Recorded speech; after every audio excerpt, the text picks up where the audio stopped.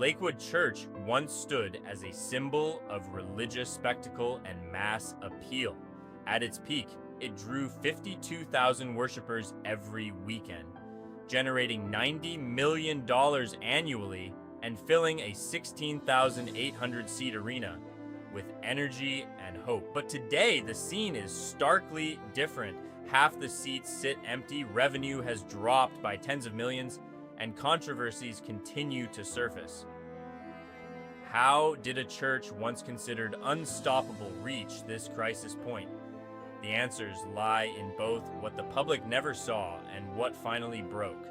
Behind the grandeur of the sanctuary was a complex machine whose foundation was tested over time, transforming a sports arena into worship. In 2003, Lakewood Church leased the former home of the Houston Rockets, a 16,800-seat arena, and transformed it into a worship space unlike any other. Over 2 years, the building underwent a nearly $100 million renovation. Construction crews added 5 stories to house offices, children's ministries, and a broadcast center. The sanctuary itself rivals major concert halls. Massive high-definition screens, advanced lighting, and state-of-the-art audio equipment make every service visually and orally spectacular. Every detail, from seat placement to lighting cues, was designed for a full house. The arena became both a church and a production studio, reinforcing faith as an experience and worship as a large-scale event. The financial engine behind the Faith Lakewood's operation is as impressive financially as it is visually. Annual revenue of around $90 million largely comes from tithes, offerings, and church-branded resources. More than 70% of the budget supports television broadcasts, live services, and a traveling show bringing Lakewood's production to arenas nationwide. The church employs over 350 staff members for worship planning, translation, broadcast, and administration. Its reach extends beyond Houston with syndicated programs in over 100 countries. Book sales also contribute, with over 20 million copies sold worldwide.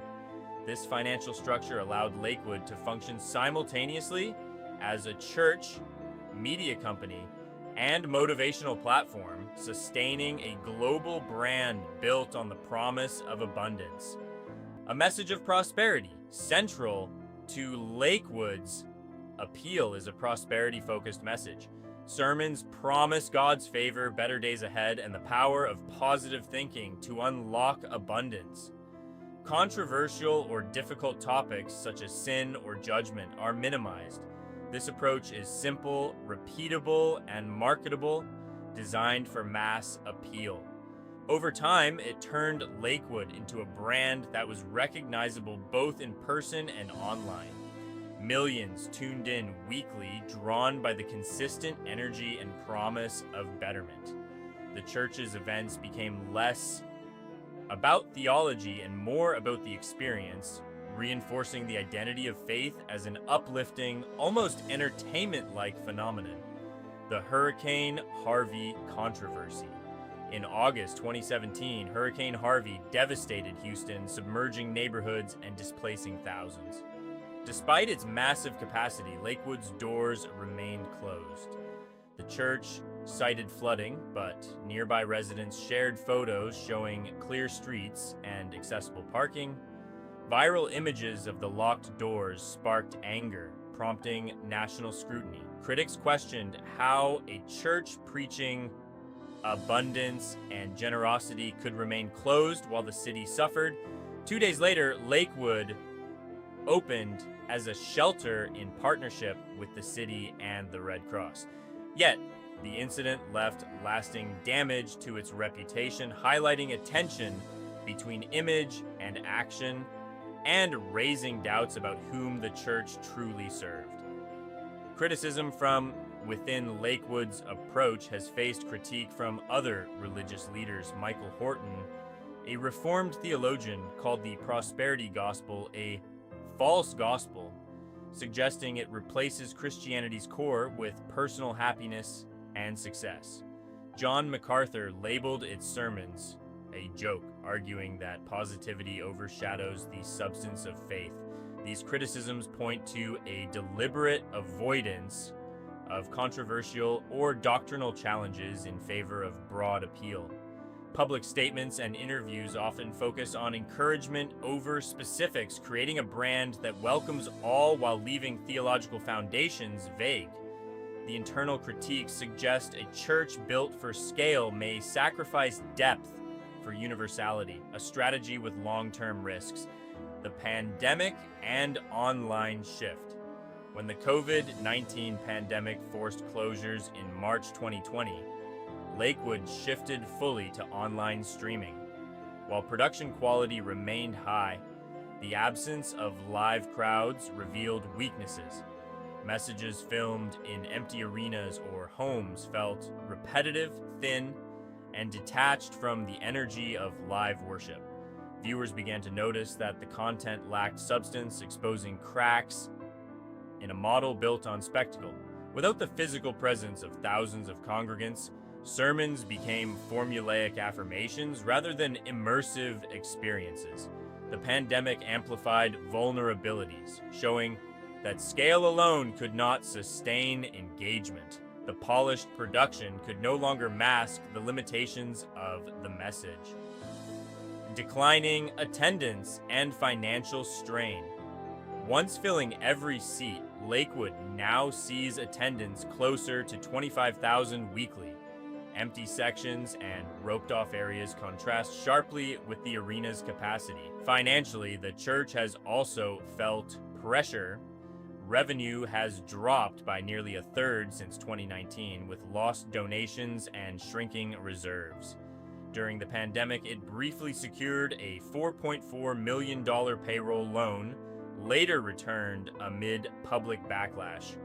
Leaks and revelations, including hidden cash linked to an old theft, have further eroded trust. The combination of declining attendance, financial stress, and operational missteps exposes the fragility of a megachurch built on scale and spectacle, revealing vulnerabilities previously masked by its size and reach.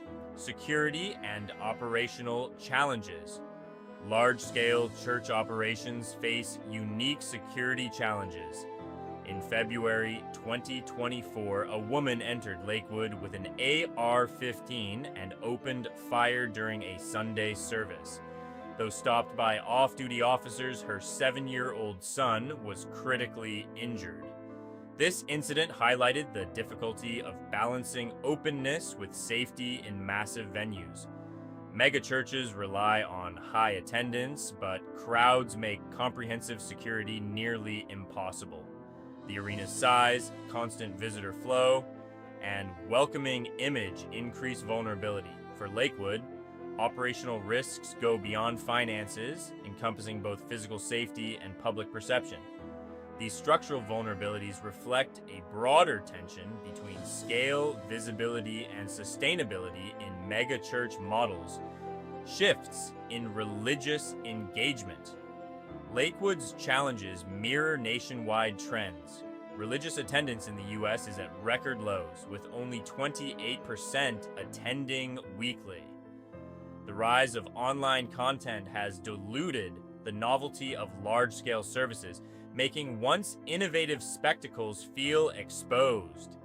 Megachurch models built on grandeur and marketing face increasing difficulty retaining engagement. The promise of abundance and spectacle is less compelling when alternatives are easily accessible online. Empty seats and declining donations are part of a larger cultural shift away from traditional institutions. For Lakewood, the question becomes whether the spectacle alone can sustain faith in a landscape increasingly dominated by digital experiences and shifting values. Conclusion: faith, brand, and vulnerability. Lakewood Church's story is a cautionary tale of ambition, spectacle, and the limits of scale. From its transformation of a sports arena into a media powerhouse to its global reach and prosperity message, the church achieved remarkable influence, yet controversies, declining attendance, financial stress, and operational vulnerabilities reveal the fragility of even the most polished institutions. When faith becomes a brand, it risks exposure when public expectations collide with reality. Lakewood's journey illustrates the tension between vision and execution, hope and accountability, and spectacle and substance, offering lessons for institutions navigating the intersection of faith, media, and modern culture.